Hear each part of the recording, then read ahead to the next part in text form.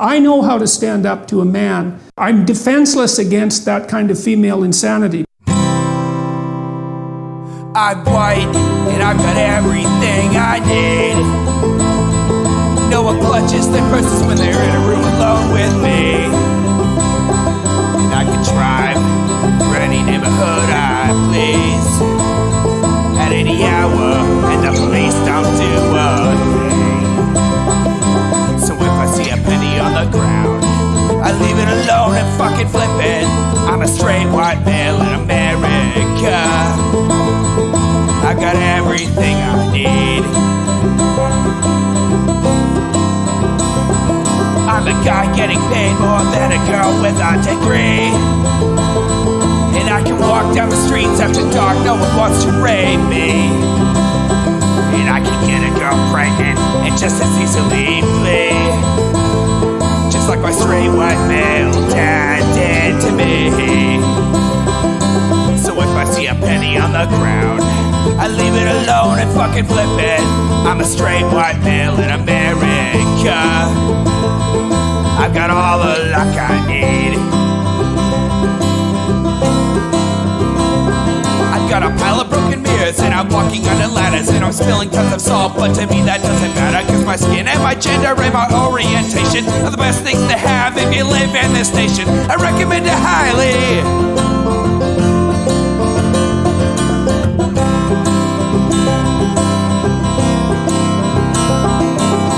If I see a penny on the ground, I leave it alone and fucking flip it. I'm a straight white male in America. I've got all the luck I need. Shit's gonna work out for me, cause I'm a straight white male in America. I've got all the luck I need. All right, it's Wednesday. Is that right? Yeah, it's Wednesday. 7 p.m. Pacific. That means it's time for the Intellectual Dollar Tree. We do the show live every Wednesday at 7 p.m. Pacific right here on Twitch. If you are listening to the podcast, then good for you, but you should really check out the live show. Twitch.tv/Echoplex Media. I'm producer Dave, and you can find me damn near anywhere. And I am HK Perrin, and you can find me on Twitter at HK Perrin. Perrin spelled like the Worcestershire sauce. Oh, can you find the gain for your mic and turn it up? How's this? Better? Much. All right, cool. So you can find me on Twitter at HK Perrin. Perrin spelled like the Worcestershire sauce. HK spelled like HK. And then in the chat in Twitch, you can find me where my name is Sylphweed. And I streamed a game last week. Good for you. And I'm going to do it again this week. Oh, fantastic. Fantastic. I haven't streamed a game in a very long time. But, oh, you're drinking a Fat Tire. You know, that's the only beer that I've ever had that's good out of the bottle and tastes like shit on tap. Really? Yeah. I don't think I've ever had it on tap, so I wouldn't know. Yeah, that's the only beer I've ever had where that's the case. No, I must have had it on tap before. It's pretty popular. Huh. Maybe, I don't know. Everybody's got different tastes, though. You know what I'm saying? Maybe you don't feel the same way. Yeah.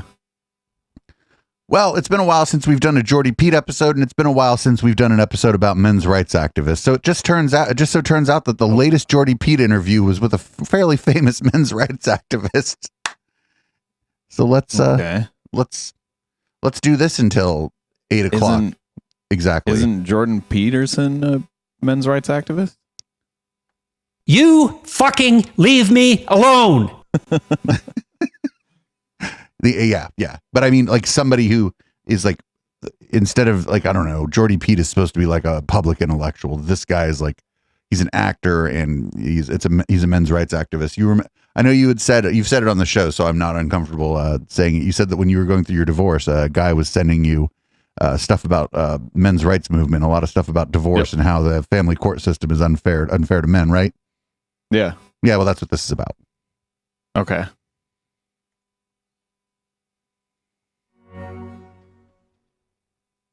Hello, everyone. I'm here today with Mr. Greg Ellis, Well, you're here today, so that's fucking progress. a best-selling author, TV director, Annie Award-nominated voice artist, and Emmy Award-nominated actor. He's appeared in Oscar-winning movies, directed Hollywood superstars, produced and written television shows, starred in Broadway musicals, and voiced animated characters for movies, television series, cartoons, and more than 120 video games. His major motion picture film credits include the Pirates of the Caribbean series Titanic, Star Trek, Mr. and Mrs. Smith, and Beowulf. His television credits include 24, X-Files, CSI, Dexter, NCIS, and Hawaii Five-0. With his production company, Monkey Toes, Mr. Ellis has written and directed projects for Kiefer Sutherland and Stephen Fry, who's been on this podcast. He's also the host of several popular video podcasts, and he additionally founded the child advocacy program, The Respondent, which inspires family champions through his non-profit CPU, Children and Parents United.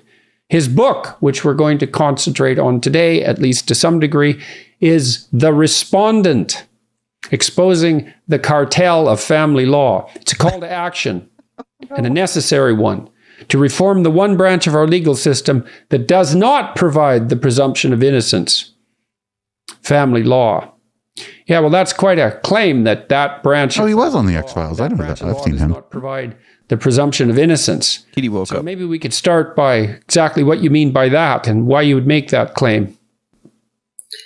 Well, I may have to turn around and let the cat personal out. experience. First of all, thank you for having me on, Jordan. It's great to be on your show. I've been looking forward to this for a while. Family law, the only branch of our legal system where there's no presumption of innocence. Murderers, rapists, terrorists, pedophiles all get more legal rights than. Wait a minute, but when you're divorcing or whatever, you're not accused of a crime, so you're presumed Yeah. innocent.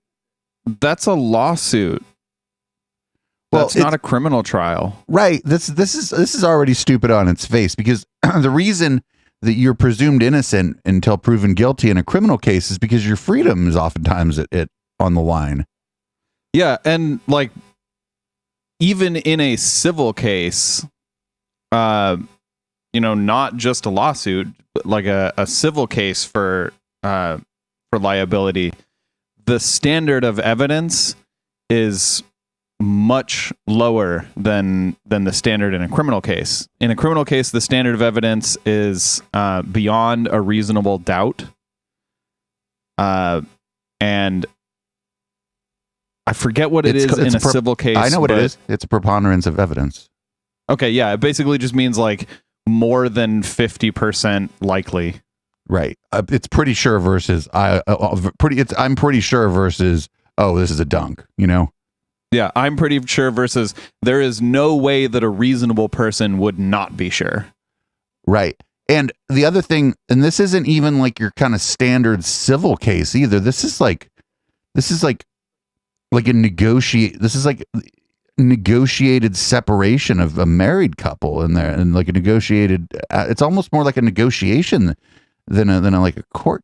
I mean, I know what happens in court, but it's not, nobody's being sued really either. You know what I'm saying? Well, it is a lawsuit. Right. But what I'm saying is it's just a different animal entirely, because there's fucking kids involved. People are splitting up assets. Yeah. You know what I mean? It's not like I understand that it's a lawsuit technically, but again, it's like it's happening in a different court system, because again, it's a different type of court proceeding. Yeah, like there's no chance that you're going to lose your freedom in this case. Right. You might lose your money, but like that's different than like you're being like, than having a judgment against you, which is like a different scenario than, I don't know the legalities or like what the technical terms are, but it's just not the same as like somebody sues you for slander or whatever. If you sue for divorce, well, clearly, the other person can't go, well, we're not getting a divorce. And then the court go, oh, that's right, you're not getting a divorce, because that just never happens. So well, it does happen, but the divorce will go through anyway. Right. Regardless of what that person wants. Right. But that's what I'm saying is the court will never say, well, you don't both want a divorce, so we're going to decide whether or not you're getting divorced. Right. This is like the division of assets and the division of labor for kids. There's a lot of what happens there. And the idea ostensibly is that hopefully everybody gets a fair shake. Yeah. It doesn't always work out that way. And I would agree with them that in general, it works out in the favor of the mom when you're talking about kids. And in general, it works out they haven't even in gotten to favor that of. Let them get to that first. Before yeah. So, but what he said is that there's a presumption of guilt or there's no presumption of innocence, and he's just like, it's just a whole different kind of thing. It's just not. It's not applicable here. Nobody's guilty. Yeah. And law-abiding citizens, and the silver bullet. You are guilty of divorce. Playbook or paradigm of high conflict divorce, the smoking gun of this corrupt legal system that's become the go-to strategy for divorce lawyers that guarantees victory, and they encourage the petitioners and the respondents to use, usually petitioners, to utilize this strategy, usually the false allegation of domestic violence, to win in court to get Whoa, that's what? I'm sorry, what? I think it sounds like he's in Great Britain or whatever, but I know here in the United States that you get disbarred if you start telling your fucking client to make false accusations. That's the real quick way to not be a lawyer anymore. You would immediately get disbarred for that. Right. Like, no question. Oh no. This is going to be terrible. This guy's just going to lie a bunch. Yeah.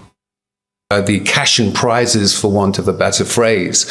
And, you know, when I had no idea of the words family law before what happened to me in 2015. And once I started investigating through experience and through talking with other experts in the system, outside the system, it became clear to me that we have a real issue here. And if we can improve or reform the family court or the family law system, expose the cartel of family law, as I call it, because it is like a crime syndicate, these quasi-kangaroo courts that they have, you don't get the presumption of innocence. You don't get your rights read to you. I've spoken with...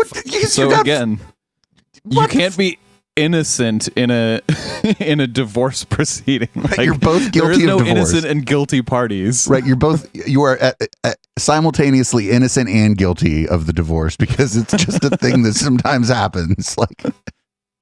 Like there's no jury. The judge isn't sentencing you to divorce. This is crazy.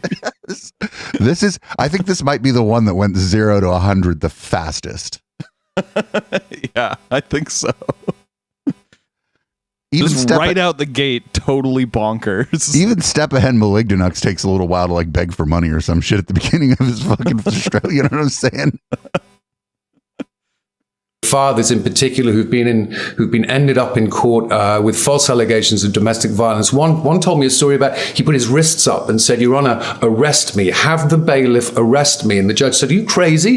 And the gentleman said, "No. If I'm arrested, I'll get the rights that a criminal has: Miranda rights, access to an attorney, etc." That sounds like a person who's never been processed. But like, okay, wait. Arrest you for divorce? Is that what he's saying? I think he's trying to connect this to the idea that people are falsely accused of domestic violence in divorce. But like, okay, so the way this works is because of the presumption of innocence in a criminal case, you might not get charged for domestic violence even if you committed domestic violence because the fucking DA might be like, I just can't win this case. Like, we can't charge this. But then the person goes and gets divorced and they bring that up in the divorce. And now like nobody's going to jail for DV and they bring it up in the case and like it's either believable or it's not, you know? It's like, yeah, in that case, like we said, there's a different standard of evidence. Right. And like I said, his friend ain't never been processed if he was like, arrest me. Yeah, like if you're going through a divorce, why would you want to add a crime on top of that? Right. Okay. Like those are different. Those would be different proceedings. Right. And now the other side's lawyer is like, well, we're trying to negotiate this, but the other party happens to be in jail right now. It doesn't look good. They just got arrested yesterday because they told you to do it. And I guess you were having to fuck around and find out kind of day, Your Honor. And God, this is so bonkers. Like, okay, does this guy know nothing about law, or is he just lying? Okay, so I think he's in the UK and Jordy Pete is ostensibly in Canada, although he could be in a dungeon in Russia for all we know. Maybe in the UK divorce is a crime. We just don't know. That's why you never hear of anybody from the UK getting divorced. They just execute you. Like we are both Americans, so we don't. I mean, at least I don't know a whole lot about UK law. Maybe he's right. Maybe you're presumed guilty when you get divorced, and you're just arrested immediately. Right. He wants to go back to the good old days where if you divorced your wife, maybe they'd just chop her head off. I would like a divorce. Arrest this woman. But the thing is, what we also have to understand here is that this is targeted at an American audience. Everything Jordan Peterson does, if you look at I bet if you found his metrics on what country most of his viewers are in, you're right. It's going to be the United States. Yeah. He is very popular in the US. So are they speaking specifically about the US? Because he keeps saying like our legal system, the legal system. Like which legal system is he talking about? You know, maybe they're doing this on purpose, HK. But I would. He's talking about like some legal system for some like third world country somewhere that no one's ever heard of. Well, and I mean, it's not, 1-to-1 or whatever, but I'd suggest to you that in a lot of ways, the legal system in the United Kingdom, Canada, and the United States are probably a lot alike, Yeah. A lot of our legal system was modeled after the UK's legal system, so yep. I would assume they're pretty close. Etc., etc. And of course, those who are suffering the most are the people who don't have the wherewithal or the financial resources to be able to have representation. And even those who do, if you are the respondent, you are behind the curve. It is the presumption is that you as the accused have to prove your innocence rather than the accused, which is Western jurisprudence, has to prove their case. So I it think seems maybe like in our society, in a lot of strange ways, the accuser now seems to have almost an untrammeled right to be believed. And there's an increasing insistence on that in our culture as well, which is, for example, this is a bit far afield, but German chemistry journal the other day, scientific journal, published their new guidelines for authors in the aftermath of a scandalous chemistry paper they published, which hypothetically offended some people, that now authors have to be,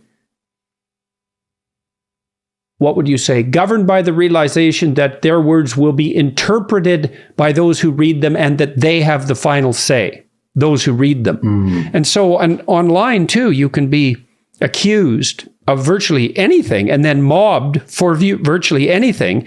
And it's virtually impossible to defend yourself. And this notion that merely because someone says they've been offended, let's say, in the mildest of cases, that means you have definitively done something wrong there's a pervasive and broad scale move in that direction in our culture. So what happened? So hold on, wait. Which system we're not talking about the legal system, right? Well, now we're not. Jordy Pete has no idea what's going on. They're completely talking past each other. Sometimes we talk past each other a little bit, but right there, they're just talking. Because this guy's trying to talk about like some legal system, and Jordan Peterson is mad that someone made fun of him on Twitter today. Yeah, are they talking? Is Jordan Peterson specifically talking about the Twitter system? Yes, I think not the legal system, the Twitter system, where you're presumed guilty until proven innocent in the court of Twitter. By in the court of Twitter. Like, what the fuck is he talking about? How are you going to change that? Like, new rule, no one's allowed to say that someone's guilty on Twitter. Or nobody's allowed to say that someone's anything on Twitter, actually. You've gotten rid of the no one's presumption. allowed to accuse anyone.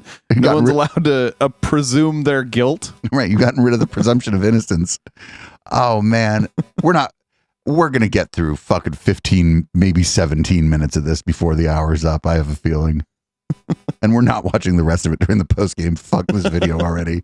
In your case, you were the respondent in a divorce case. Like you said, they're already going 100. That's correct. I read your book. It was a while back, so I'm pulling all the bits of it back into my memory. But let's go through the story exactly. And Sure, and just very briefly to that point, yes, victimhood has become the new social currency. Its economy is booming, and where victimhood is rewarded, responsibility never follows. So it's part of the reason I call the book The Respondent. It's the defendant in a family law case, and the petitioner is that person who actually instigates the proceedings. So what happened to me in the span of, I'd say, around 8 hours.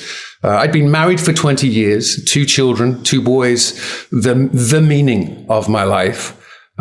We did everything together. I was that engaged, loving, present father. Family was my everything.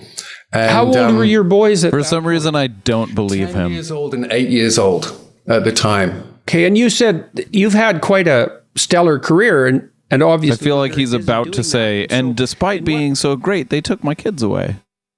I think that's going to be the case. Also, he's talking about how victimization or whatever is a currency, and right now, watch him paint himself as the victim. He's just right. He's like revving up to paint himself as the victim. Oh my God, you're right. What sense was your family at the center of your life? That's a great question. Yeah, I think my now ex-wife and I we drifted somewhat to become a well-oiled marriage machine. The avoidant in her and the anxious in me couldn't quite get close enough. I think Pia Melody calls it the co-addicted love tango, where we were kind of swaying back and forth, trying to get closer, but drifting apart. I would be out of town filming a movie and return, and she'd go out of town because she wanted to work, and I supported that. I would have preferred she stayed home, but she wanted to work, so I was like, great. There we have it, folks. This guy is just a misogynist. I would have preferred she stayed home, but I let her work. But I, being the wonderful man that I am, supported her in her work. Oh, this guy's a piece of shit. Right? So we worked our schedules out that we could be present. And much of my work was in town in Hollywood, at one of the studios. So, I had a busy career, but I would still say, as you did, that my family was the center of my life. If I had to choose existentially between my family life and my career, I would have chosen my family life. But I was busy and working, and you have to be busy and working to actually support a family. So, but it's a strange claim in some sense, right? If you have a career that's really moving forward at a rapid rate, how you can claim simultaneously. I'm defenseless against that kind of female insanity. I mean, it's partly because part of the reason you have a career, if you have any sense, is so that you can bring stability and opportunity to your family. And that means, in some sense, you can't be with them all the time. But they don't need that anyways, because they should have some autonomy. So, but now you said, too, your marriage, you said you drifted apart a bit with your wife. And so when this happened, this 8-hour period that you're describing, did you think afterwards, oh my God, I should have seen this coming, or I did see this coming, or has it remained a shock to you? And then what do you think about the fact that it was a shock? I mean, because obviously the thing to wonder is, well, were you willfully blind, and should have you seen this coming? And I'm not claiming that you were. These are, they're genuine questions, but people are going to wonder, obviously. Yeah, well, look, in the span of 8 hours, I was ushered from my home in handcuffs at the behest I later discovered of my ex-wife. I was committed to a mental institution. It took them 8 hours to get him out of his house? 5 incarcerations. There was also an incarceration. What did he mean by that? Okay, hold on. Check it out. You missed the rest of what he said. I was committed to a mental institution against my will, the first of 5 incarcerations.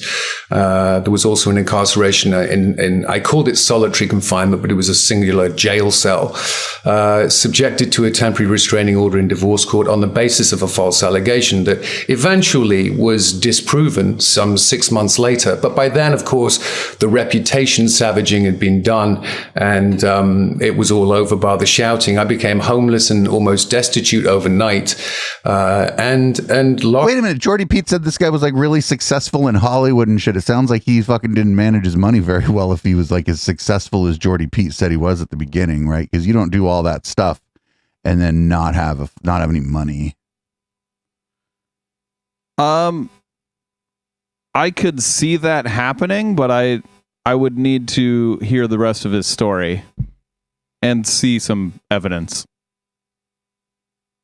My professional reputation, I wouldn't say it was irretrievably destroyed, but in the small close-knit community that I lived in Hollywood, close to the studios, it certainly took a big dent. And everybody lives in a small close-knit community like that if they're working. I mean, the immediate people that you are in contact with and working with intensely tends to be quite a small number. And it's quite interesting when you get tarred and feathered, the people around you get afraid of the contamination Just real quick, tarring and feathering sounds funny, but doesn't it kill you?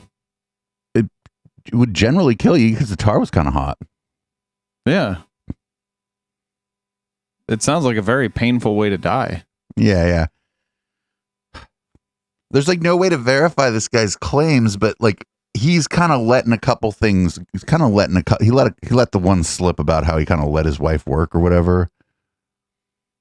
And it's like, well, that leads me to believe, what does she have to say? Like, what was her job?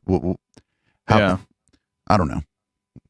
I mean, it already sounds pretty misogynistic. And that's partly because they look at what happened to you. And then they also think, well, we don't really know what went on in the marriage, and people are capable of terrible things. And maybe there were things that we don't know about. And then they're split because they knew you and your wife. And so it gets complicated instantly. And then it's easier for people just not to have that much to do with you because they also have choices, right? Because they know a reasonable number of people. And it's then maybe you fall from number 1 or number 2 on their list of people to invite to like number 15, and they only ever invite the top 10. And so people don't even have to turn their backs on you that much in order for you to be, friendless. And so these and the allegation, what exactly was the allegation, and why do you think that your wife felt compelled to make it? And how do you think she rationalized that to herself if it wasn't true? That's a great question. She had been diagnosed with panic disorder. She wasn't taking her medication. She was out of town. And she had called the police on this particular day, March 5th, 2015. And she'd asked them to come to the house. I'd actually taken the afternoon off. I was at home with my sons playing in the playroom with them. And she asked them to come to the house and said that I was confused. And the dispatch said, we can't go to the house if he's confused. She said, well, what do you need to hear? And they said, we need to hear he's a threat to himself or the children. And then allegedly sometime later, I think 45 seconds later, she called them back and said, she said, my husband's just told me, quote, I'm sick of this shit. I'm gonna harm the children, end quote. And those 10 words, that 10-word lie was the basis of...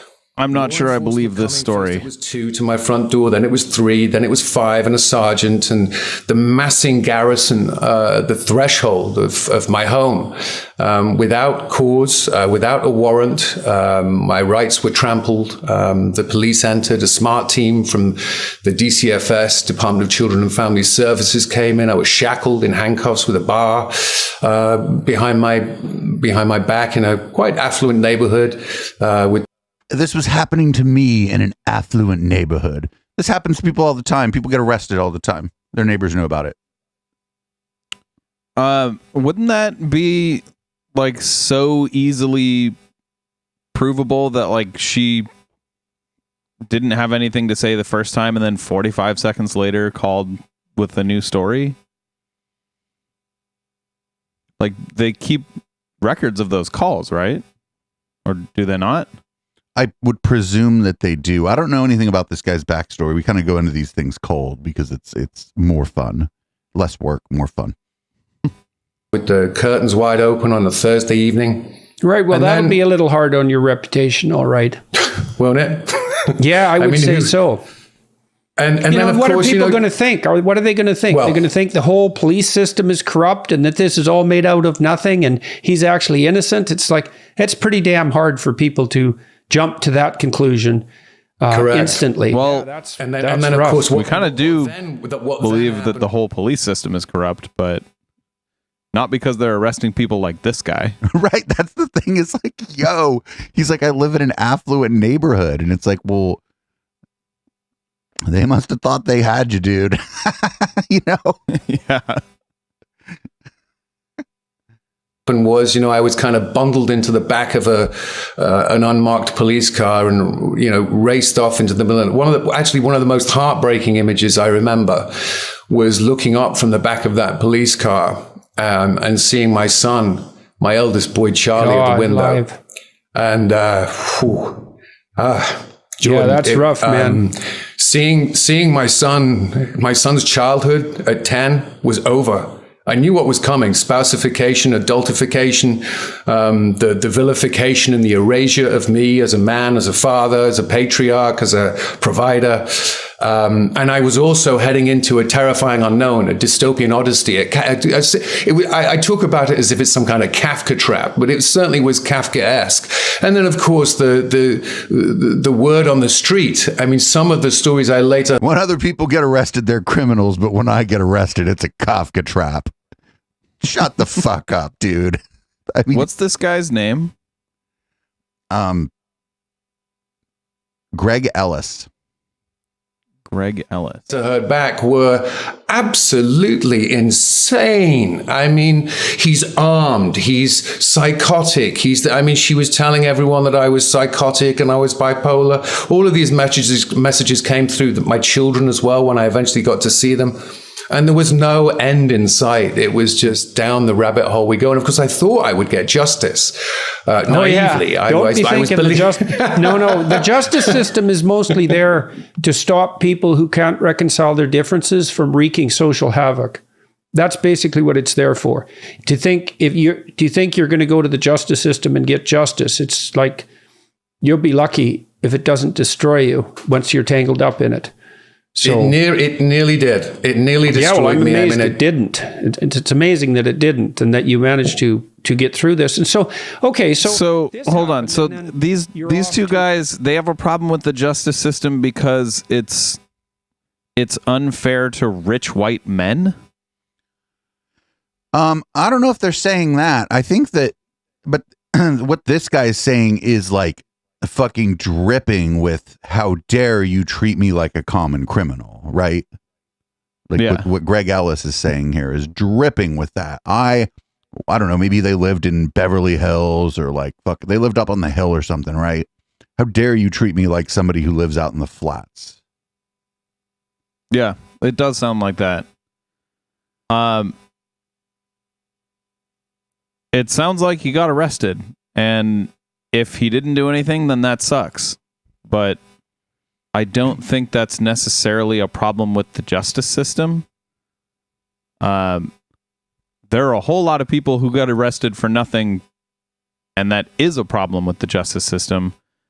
But if there's a credible accusation against you, then it doesn't seem like it's a problem with the justice system. Like I said, it seems like he was stunned that he was being treated like a poor person or something like that, or like a regular person, right? Mm-hmm. That's what I'm getting from him. And yeah, I don't know. I don't know. We can never know. We can never know. Yeah, we can never know. But like the fact that he went full MRA and shit after it, like kind of tells me something about him, Yeah. to the police station. And the thing is, the police are going to view themselves in a situation like that as white knights, right? Because they've come in. Oh, fucking come on, dude. Full on fucking manosphere shit. Saying the police are there a white knight for your wife. What the fuck? Don't like the vast majority of domestic abuse cases go unpunished? Yeah, for a variety of reasons. Police Like indifference. the cops often won't even get involved. Right, police indifference, the DA not charging. Sometimes the victim decides not to proceed with it because they're afraid or because for whatever reason. Yeah, most of them are not prosecuted. And so I just can't believe that he said that the police were there to fucking white knight. I mean, come on, Jordy Pete. That's just a bit much, even for Jordy Pete. Yeah. Behest of a woman, and God only knows how abused she's been, because women do get abused, and that's for sure. And so, and of course, why did he say that so mockingly? Innocent, probably the guilty are even better at it. And so, and then you're going to be viewed with suspicion because men are. Does he not believe that that's true? In a situation like this, for sure, where there's allegations of abuse, and that's because there are a handful of bad men, and then bad impulses in all of us that that can be dragged out one way or another. And so, okay, so why did your wife double down on it, do you think?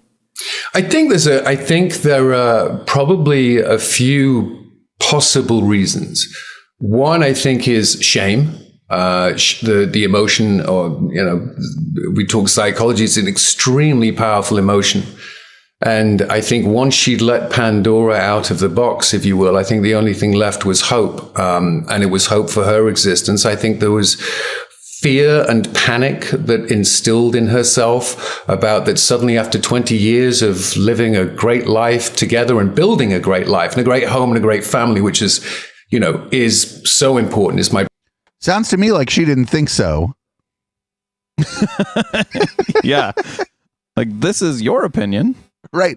What is hers? Right. I think this guy's like, oh, but we lived in a nice neighborhood. We have a great life together. And it's like, well, those aren't the same thing, actually. You live in the best neighborhood in the world and have a terrible married life together. Like, how did he treat her? Right. Were they fighting at the time? Were they saying things they didn't mean and yelling at each other over the phone? And he said something he didn't mean or whatever. Like, we don't know. We just don't know. Or did he say something he did mean? Right. Yeah, we don't know. We don't know. But he didn't come out of, if none of this happened, he didn't come out of this all like, oh, the justice system is terrible. I got arrested. I was processed. I ran into people in there who didn't have the same means that I did. And, I hope that some of them, were able to get justice. The ones that were innocent, those would be like good responses if you're rich and you get arrested for something you didn't do. Mm-hmm. Right. This response is, the system is biased in my wife's favor, or in my ex-wife's favor. Which is not true, to be clear. Maybe in certain cases, but usually not in a domestic abuse case. And if this was an arrest for like a crime, he was talking earlier about how you don't have the presumption of innocence. If he was arrested for a crime, he does in fact have the presumption of innocence. Yeah. And it sounds like there was not enough evidence to prosecute him. My primary reason for being that she perhaps was unaware somewhat of the system and how the system comes in and forces, when I found out that the states get reimbursed $6,000 for every child that they place into foster care, and 4,000 children a day lose a parent in family law, there are financial incentives in place. And the Adoption and Safe Families Act of 1974 offers financial incentives to the states that increase these foster or adoption numbers to receive. But that's because they have to fucking maintain the system. It's not free to maintain the system. Yeah. It's like on a per head basis that they fucking get paid because that's how they fucking have to do the system is on a per head basis. This guy's an idiot. And I'm pretty sure that wouldn't cover the cost. At least not 100% of the cost. Right. But yeah, every time that somebody gets put into foster care or whatever, the fucking, I guess the government has to dole out money to the part of the government that deals with foster care. It's like that idea of, have you heard of like the idea of like the welfare mom? The mom who just keeps having kids so she gets more money from the government? Reagan talked about that a lot, yeah. Yeah, and it's like, that's utter bullshit. Like, the government is not giving you enough money to offset the cost of raising a kid. Like, that idea, that notion just does not exist. Right. And it's along the same line as what he's talking about here. And okay, like even if it's the exact amount of money it takes to process through the system, it's not like somebody's pocketing that fucking money. Yeah. The money's going to pay for the services. Right. Oh my God. Receive these incentives and bonuses, local child protection services must have more children. They must have more, quote, merchandise to sell. Funding is available when a child is placed in a foster home with strangers or placed in a mental health facility. Or well, yeah, of course they have to fund it. What the fuck? Otherwise, nobody would be a foster parent. There are a whole lot of really shitty foster parents that do pocket a lot of that money, but that is a problem with those foster parents, not the foster system.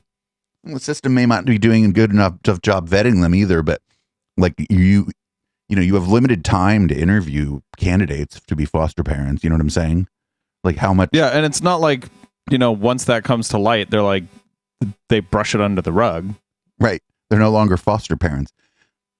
They're probably no longer free. Right. They might. It depends on what they're doing. Yeah, they probably get arrested for fraud. But like, yeah, I mean, some people have the means to be foster parents and maybe don't take money or whatever because they have the means. But maybe there's people who want to do it and they need money support to do it, and they get money for it so that they can buy food and shit. Yeah. Or medicated, as it's called, usually against the parents' wishes. So I think she was also her family system of origin. Her mother, Appalachian woman, a very proud woman, twice married, twice divorced. She came in strong, moved into the family home straight away the same night. She actually got to the family home before my ex-wife returned when I was in. Well, because the fucking kids were there by themselves and somebody needed to take care of the kids, and it sounds like grandma came the fuck through. Yeah. I would venture to guess that mom called grandma and was like, hey, my kids are alone at home.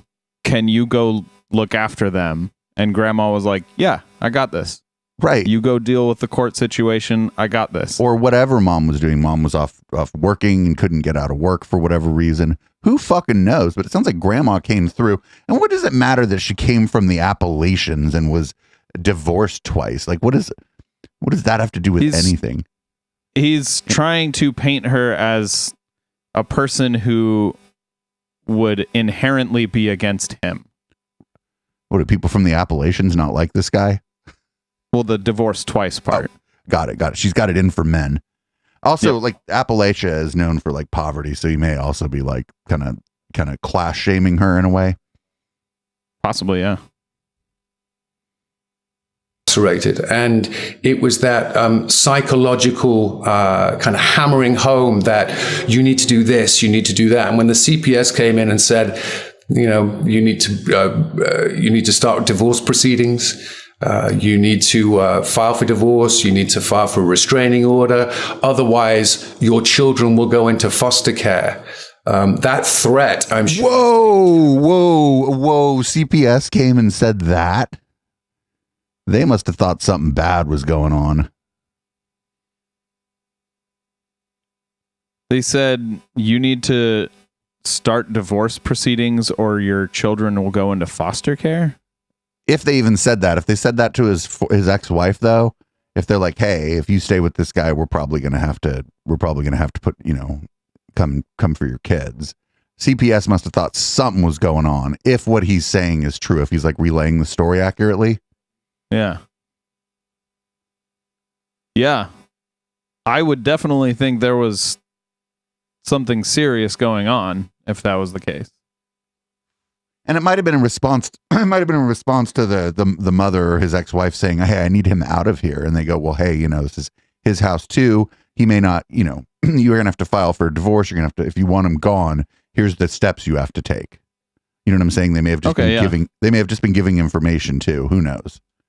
And so far, just to remind everyone, so far, what he has relayed that the accusation is.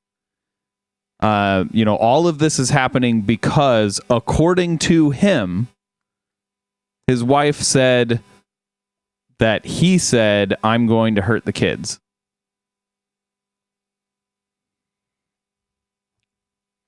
All of this is happening now because of, I think he described it as those 7 words. Right. I think that it sounds like there is a lot being left out here. Possibly. Possibly. It sounds to me like they had a drag out fight of some kind. Maybe it didn't get physical or whatever, but they had some, you know what I'm saying?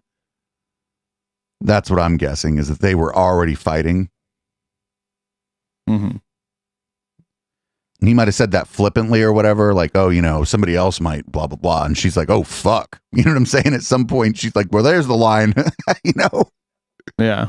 But I mean, she is going to have to have talked to the cops at this point and said more about what's going on.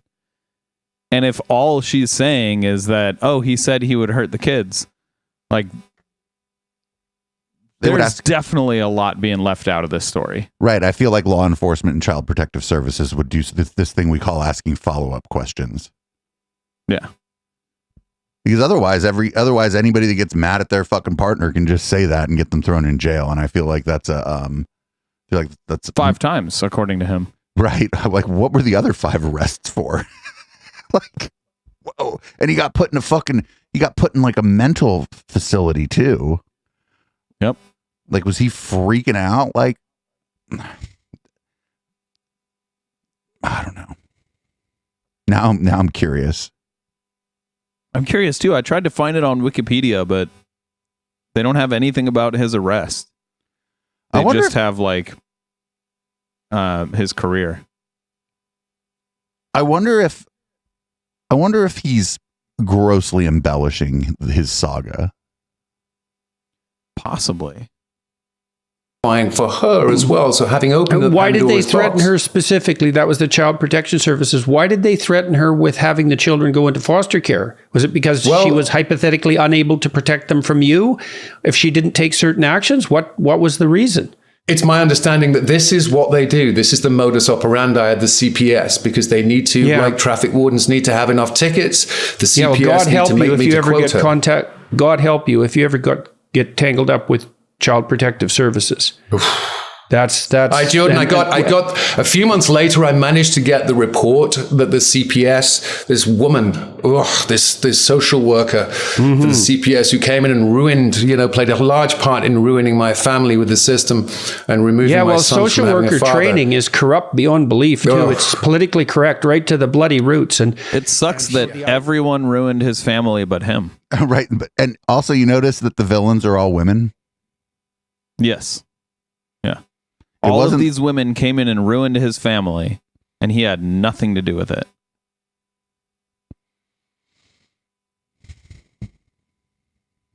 The many social workers will come into a situation like that, armed to the teeth with the presumption that the whole system is a patriarchal, oppressive system. It's based on the exploitation of women and children. You can tell from my expression how much I believe him. Make sure that you're one of those patriarchal oppressors who they're going to take care of. Right.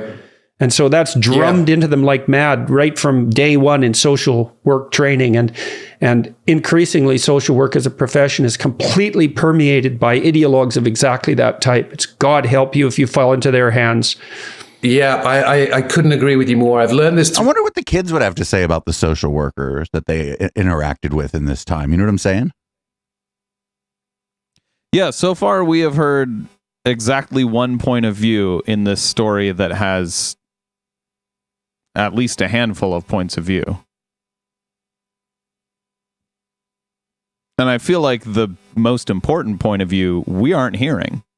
Right. Either the kids. wife if she was a victim of domestic abuse, or the kids if they were some kind of victim of domestic abuse.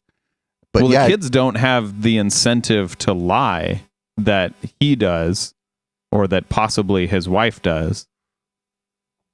and none of them are ever going to depending on what happened. None of them are ever going to get on the Jordan Peterson show either. Yeah.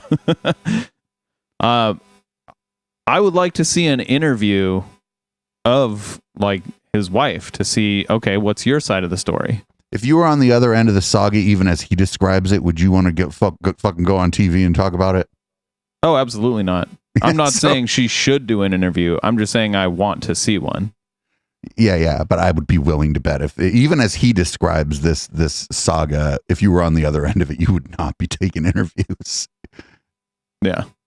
Through my experience. And look, my sons they led a privileged life. It was an earned privileged life. You know, I had to work hard to get out of my small little town in England and, you know, go to London. And, you know, I don't want to get into the whole earned and unearned privilege, but that's why I'm a believer in just the same as offense isn't given, it's only taken. If you choose to take it, go ahead.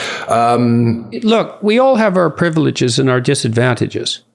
And, you know, and some of them are earned and some of them aren't earned. And hopefully we pay for the ones that aren't earned by trying to be good people and by taking the responsibility of that unearned privilege forward. But it's only a fool and an ideologue who goes after someone for their unearned privilege, because the same question can be asked very quickly and very effectively precisely of them. You know, I went to this Hollywood, I don't know what to call it, meeting on someone's lawn once, where everyone there was talking about the 1%. And this was in like Beverly Hills. And it was on the lawn in a mansion. And I thought, well, I got up and said, you people might not be in the 1% by North American standards, because you don't have $100 million, but you're in the 1% by global and historical standards. It's like, so who the hell exactly are we talking about here with this unearned privilege nonsense? So a little of that. But you can acknowledge that and still talk about it. Yeah, absolutely. You can acknowledge that you are privileged. And if they were in a mansion in like fucking the Hollywood Hills, they were probably in the 1% of American society too, as far as net worth, at least the owner of the mansion, right? Yeah. I think I'm not in the 1%, but I'm close to it. And I don't even have that much. I certainly don't have enough to buy a mansion in Beverly Hills. Like, wealth is so concentrated at the top right now. Like, Was he at a party, or was he at like some kind of charity event where maybe the only actual rich person there was the fucking owner of the house, and they were like had a thing for a charity event? Like, you know what I'm saying? Like, he's like, I don't know what to call it. Well, what was the thing you were at? What was the context? Who were the people? Was it the first time most of them have ever been to a mansion? Like, do you know what I'm saying? Like, yeah. Like what the event was actually does matter. And why did they invite Jordan Peterson to something that sounds like it might have been a party? That's the real mystery. That goes a long ways too. You know, I mean, Yep. yeah, I agree. Yeah.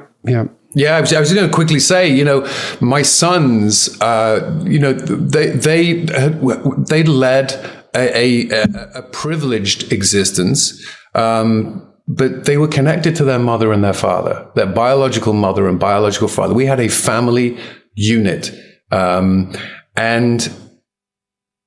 to see, I mean, you know, a member of the country club, and I would take them golfing every Sunday, and family, at least family dinner, because we were both out working, but we would all, that was my thing. We come together as a family, if we can, every day, and definitely on Sunday for the traditional roast dinner that we do in England. And then to read that report, Jordan, 4 months later, after I'd been in the fire, a 53-page report from the DCFS and the social worker, I wept. I wept as I read, you know, the questions asked to my sons. Has Daddy ever touched your penis? Has he ever put a needle in your arm? I mean, the questions Jesus that my Christ. sons were just, and I was still Well, you think about removed. what questions like that do to kids. It's like, What were the answers to those questions? Yeah, I think that's a whole lot more important than the questions. What led them to ask those questions, and what were the answers? Yeah, like, was he being accused of abusing the kids? Because it sounds like he was. Listen, I hope this guy's version of the story is true for the sake of these kids. Do you know what I'm saying? Yeah. Like, I don't find him credible, but man, I hope for the sake of these kids that his version of this story is true, or at least like mostly true. Fuck. Yeah. You were spot on though about how he shamed people for trying to play a victim and then immediately followed it by playing a victim. But he's not playing, he is the victim. It's different than other people. Okay. He was well-to-do, sir. Well-to-do. That's okay, it. first of all, you're telling the kids that there are adults that do this to children. So that's the first thing you're doing with the questions. And that's a bit of a revelation to the average child who's, say, 8 or 10. No, when I was a kid, because my parents were part of a babysitting co-op, they sat me and my sister down and told us that some adults like to do these things to kids. And that if we ever feel any kind of weird, and we ever feel like any kind of adult is trying to, you know, go that direction, to find another adult and to tell the parents immediately. Telling you, Yeah, that's I feel like that's a normal conversation to have with your kids. that's parenting. Like, to keep them safe. Right. Because at a certain age, you might not know that that's wrong or whatever. You might know that it makes you uncomfortable, but you're just told to kind of respect adults. So, Yeah, like that's what I would tell my kids. You know, I want my kids to know enough to keep them safe. or So at I'm least, not going to or at least, withhold that information from my kids. or at least, heaven forbid that happens, for them to know that it was wrong and for it to get the fuck brakes put on it immediately. I know that's fucked up, right? But like, better that than for it to be ongoing because the kid doesn't have the information that that's wrong. You know. Yeah, so I feel like they're being shocked about, like, oh, how dare you tell my kid that someone could do this to them. But it's like, why did you not tell your kid at the age of 10? Like, that seems pretty late to tell your kid, like, hey, some adults might try to take advantage of you. Doesn't it? Right, and you would certainly like try to find a way to talk about it in a way that's appropriate for them without scaring them, but getting like some information across. And if it, I just want to, like, I'm sorry, what were the answers? Like, why would they ask, did your daddy ever put a needle in your arm? Yeah. The other one What might be was he boiler. being accused of that led to those questions? The other one might be boilerplate, but then like just this kind of a regular thing that they ask when they believe there's abuse. But that needle in the arm thing seems highly specific. Yeah. It might be boilerplate, but I don't know. You're right. It does seem specific. Who's really not been privy to such treatment. So you're confronting them with the idea of malevolence itself. Correct. And you're a stranger and you're asking them these weird questions that about like deep malevolence. And so what's up with the institutions, you might say? Well, so if there's a fucking question about whether or not that's happening, somebody's got to do the dirty work to try to get the bottom of it, Jordan. The people who ask those questions probably have like fucking stress that you couldn't imagine from doing that job. Yeah.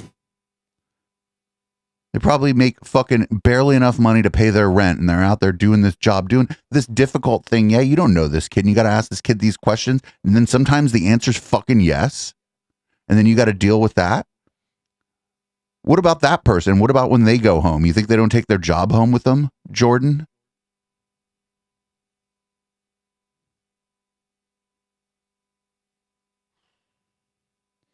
You know, I'm wondering, this guy said that this all happened very suddenly. He described it as in 8 hours.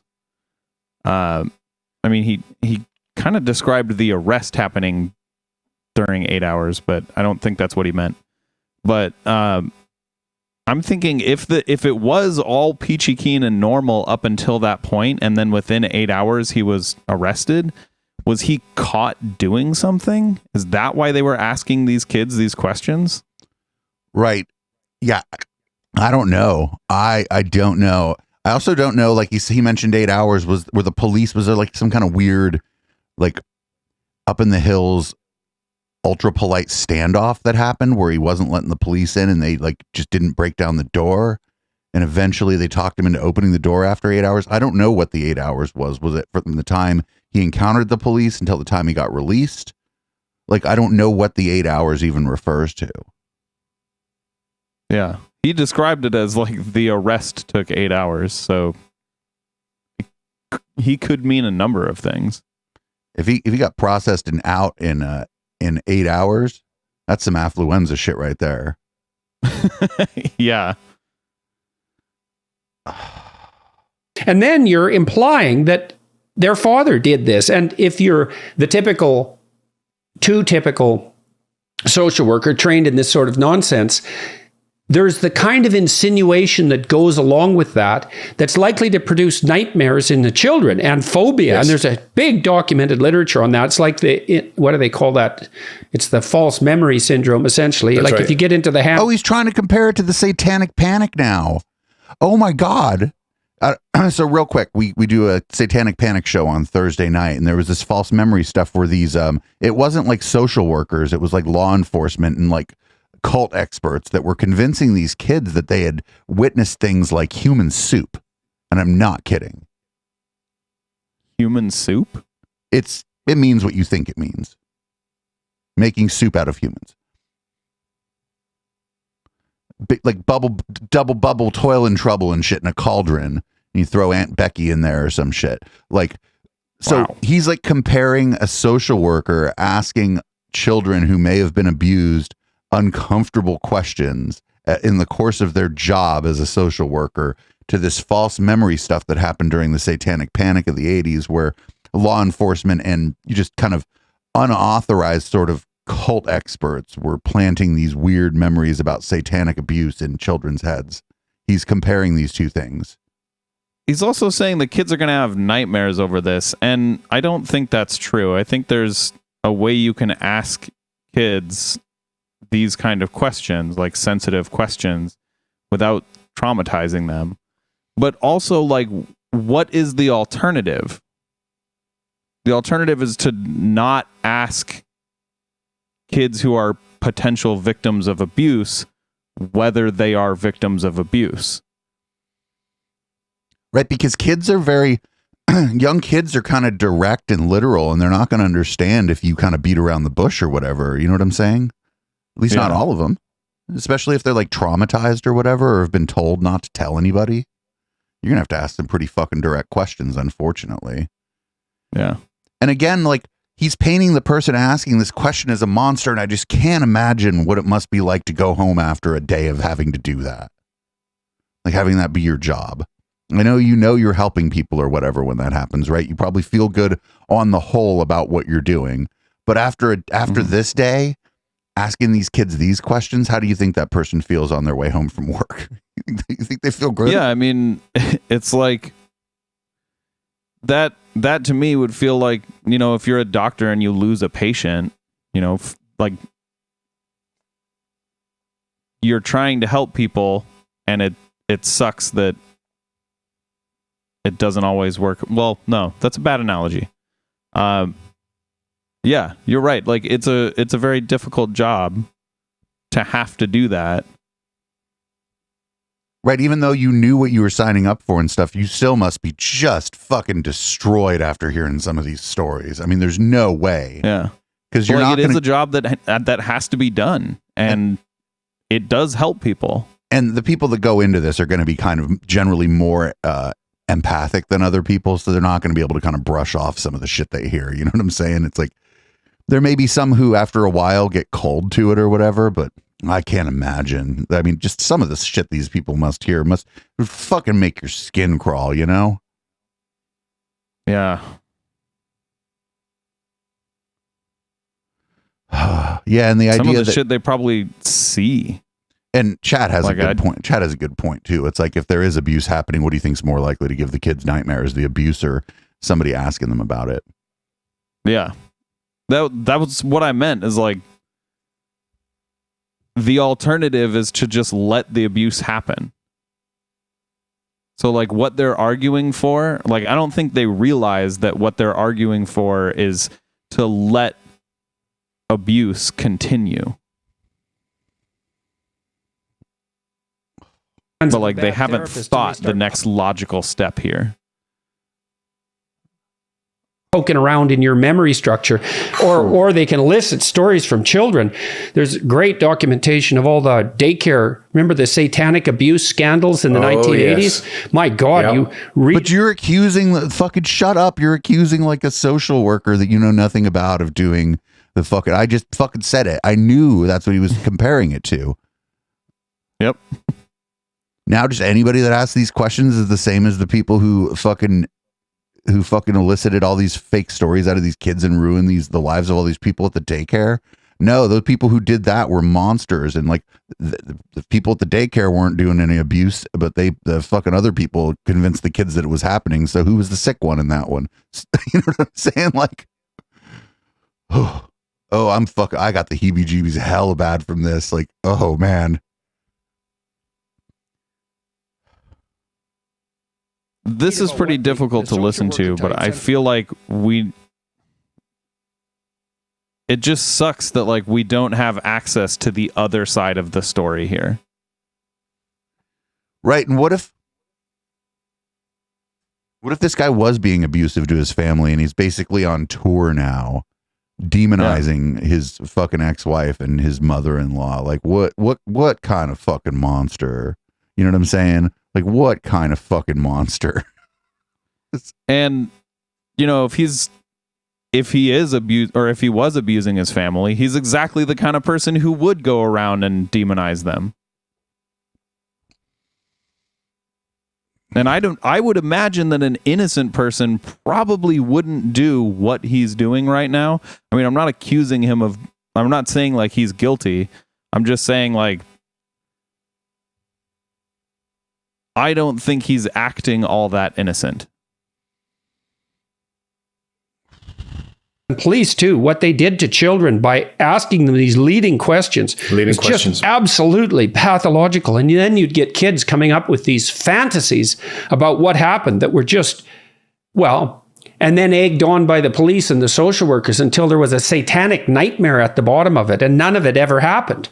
It's one of the proudest unbelievable. moments I have of my sons at 8 and 10, getting to page 51 or 52 in that report, and they were asked about me as a father and how they rated me, having rated their mother, and it was A+++. They could so easily, to your point, have been led down the psychological garden path to arrive at answers that were just fantasies and not real. But that lasting impression that was left on them, one of the saddest. I was forced to visit with my sons which the very notion of, I remember one father in family court who was told by a judge, visitation, and he said, I will never visit my children. They are my children. And he turned and walked out. And I'll never forget that. I remember looking back years down the line at visitation and where that led, because the visitation monitor happened to be, he had 7 AKAs, used to be a woman, had a criminal record, and he drove around in, a car with stickers of guns and NRA, and not that that's an issue, but just it all added up, and there was nothing I could do, and I was getting blackmailed, and there was no one I could go to. He was the only conduit. Wait a minute. Did you hear how his story started about somebody else in family court and it ended up on himself? I'm really confused about that story. Let's start it over. I hate going back on this. What, 20 seconds should be good enough? Yeah. He had 7 AKA. We'll go back. Out. And I'll never forget. Never visit my children. They are my children. And he turned and walked out. And I'll never forget. But wait, who can you go back a little further?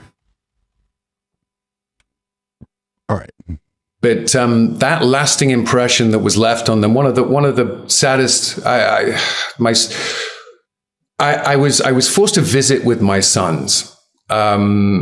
Which the very notion of, I remember one father in family court who was told by a judge, visitation, and he said, I will never visit my children. They are my children. And he turned and walked out. And I'll never forget that. I remember looking back years down the line at visitation and where that led, because the visitation monitor happened to be, he had 7 AKAs, used to be a woman, had a criminal record, and he drove around in, a car with stickers of guns and NRA, and not that that's an issue, but just it all added up, and there was nothing I could do, and I was getting blackmailed, and there was no one I could go to. He was the only conduit. And then I found out that he was there to supervise your visits. Right. Okay. To basically. Oh, okay. I'm very confused here. He was talking about one person, and then he moved to talking about another person. Or him. Yeah. He was talking. I don't believe his story about the person doing the visitation thing having a criminal record. Or if it is a criminal record, it was some shit like possession of marijuana. You know what I'm saying? Also, like, he brought up several things that don't matter, like owning guns and being a trans person. I think he mentioned this person transitioned from female to male. Mm-hmm. Like, why does that matter at all? Why bring that up? The audience. Yeah, exactly. The audience. Having a criminal record, yes, that matters. That is relevant to the story. Well, it would depend on what it was for, right? If it was like 15 years ago and they had a little bit of pot, like, is that relevant to the story?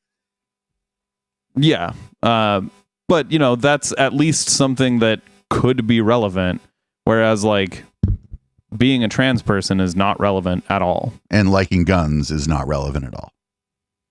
Unless their criminal record had to do with the guns. Or if they showed up to the things like strapped. I think that would be inappropriate, right? Also, he called them AKAs, which I think, I could be wrong, but I think he means AKs. No, he said they had AKAs. That's also known as. Oh, okay. I thought he meant they had like guns, like AKs. Okay, they had AKAs. Does he just mean their dead name? Possibly their dead name, plus just like, I mean, we both have AKAs. Not legal AKAs. Well, no, I don't know. If there was a criminal investigation into this fucking this Echoplex Media, they would probably include our AKAs as on-air personalities in some of the paperwork, right? Probably. Yeah, probably. So like they had like nicknames and probably a dead name. Yeah, and that's also irrelevant. And he said those things don't matter, but they all add up. Like, they add up to what? They add up to he's on the Jordan Peterson show and he knows who the audience is. Like, one of those, like, look, it's okay to like guns, have a criminal record, and be trans, but as soon as you're known as something else, that's across the line. let Three of those is fine, but my the sons fourth know that I makes was it too dangerous much. to be around or to be feared, which I never had been. And every piece of documentation in the visitation reports, at least for the first 18 months, was, we love you, Dad. We want to live with you, Dad. Can't we see you and Mom? Why is Mom doing this? The first visit was, Dad, Mom says to not get in the car with you because you're going to kidnap us and you have bipolar. I mean, these kinds of things were Bipolar? just harrowing to me to hear. But there wasn't I really can't any. imagine it, man. There's nowhere to go. There's nothing there's no one to speak to. But my 8-year-old, I remember one visit, I think it was maybe my second visit. My 8-year-old not only had suicidal ideations, at 8 years old, my beautiful, innocent, playful lad, and he talked out loud about how he was going to kill himself. And I had to listen to that as this monitor listened to it and didn't even consider it a critical incident to report it in any way. Oh, I don't believe that. What are they I going to do not believe that the person monitoring the visit was just like, oh, well, this kid's talking about in explicit and specific terms how they're going to end their life, and I'm not going to include this in a report. I do not believe that. Yeah, I don't believe that either. I'm pretty sure they're legally obligated to Right. Yeah, they're report that. they're definitely like required reporters or whatever the fucking term is. Absolutely. I'm so fucking squicked out by this. I can't watch any more of this. Yeah, I'm not accusing him, but I get the distinct impression that this dude is a fucking liar. I'm fucking so squicked out by this fucking. I'm fucking sorry, everybody. I had no idea what this was going to be like. Fucking, oh my God. It's been a while since we've had one like this, right? It's been like quite some time since we've had one where I feel fucking disgusting. Yeah. Dude, I feel angry after watching that. Ugh. And like Jordan Peterson just didn't see a problem in any of that. Just all of what that dude said, Jordan Peterson agreed with, was on his side. Like never had any question of like, oh, well, why did that happen? Why did this thing that you're describing happen? Right. He said he got arrested 5 times and was for lack of like a clinical term, he was 5150 at least one of those times. Yeah, like this to me, there's so much that doesn't add up in his story. Like I think he's a liar.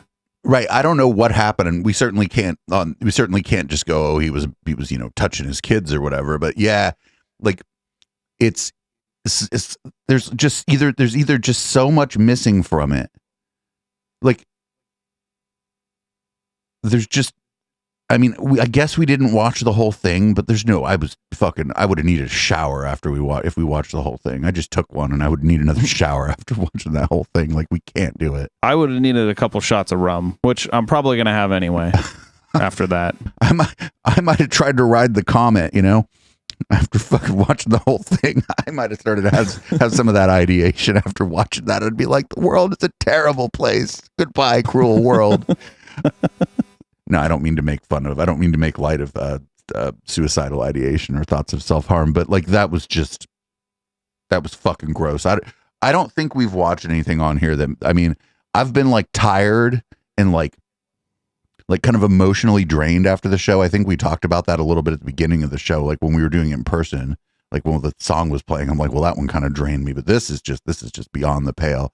I don't know what the fuck happened. Yeah. I'm never going to look into this at all. I'm fucking squicked out. And I hope that he's telling the truth more than we think he is. I hope so, but I don't think so. I hope he's telling the truth more than we think he is, because I'm so fucking creeped out. Can we cover something light compared to that? Like imminent war in Ukraine.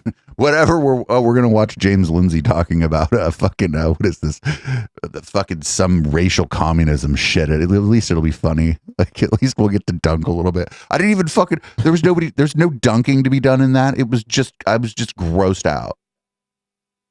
Yeah, I didn't like that guy. Did not like. I'm pretty sure if I still had my dog, he would bark at that guy, and like would not stop. Your cat would just face cat. Yeah, and I'd be like, all right, I know already not to go near that guy. Yeah, Kitty would face cat the guy. Yep. He'd be like, here, Kitty. Kitty'd be like, wow. So everybody, thanks for listening to the show this week. That was a fucking way more intense than I thought it was going to be. I think Greg Ellis is probably a massive piece of shit, and that was whatever. This is usually who I ask for money or whatever, but nope. That shit was just too serious. Here's Boomers by Periscope. Everybody cry a little bit, have a good cry, and then we'll be back with, I don't know, something less infuriating like James Lindsay talking about race communism. Thanks, podcast listeners. And refill your drink if you drink. And if you don't drink, start drinking. We'll be right back, everybody.